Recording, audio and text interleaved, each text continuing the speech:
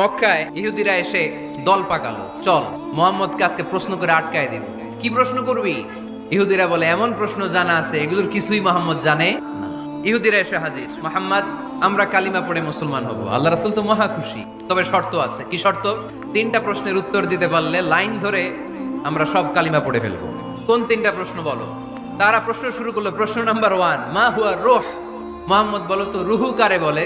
2 number প্রশ্ন, মান হুম আসহাবুল কাহাফ? আসহাবে কাহাফ সম্পর্কে কি জানো? 3 নাম্বার প্রশ্ন, জুলকারনাইন সম্পর্কে কি জানো বলো? আল্লাহ রাসূল সাল্লাল্লাহু আলাইহি ওয়াসাল্লাম বললেন আগামীকাল উত্তর দিব। ওরা আগামীকাল উত্তরের জন্য হাজির, কিন্তু ওহী আসে নাই, উনি বলতেও পারে না। টানা 15 দিন ওহী আসে নাই, নবী উত্তরও দিতে পারে না। আল্লাহ রাসূল সাল্লাল্লাহু আলাইহি ওয়াসাল্লামের জন্য এত বিব্রতকর পরিস্থিতি আর কখনো ছিল না। এর কারণ নবী ইনশাআল্লাহ বলে নাই। এবার আল্লাহ 3টা প্রশ্নের উত্তর জানায় দিলেন। এবার নবী দাঁড়িয়ে গেলেন, বললেন কার কার উত্তর লাগবে আসো। রূহ হলো আল্লাহর আদেশ, আল্লাহর আদেশে ঢুকে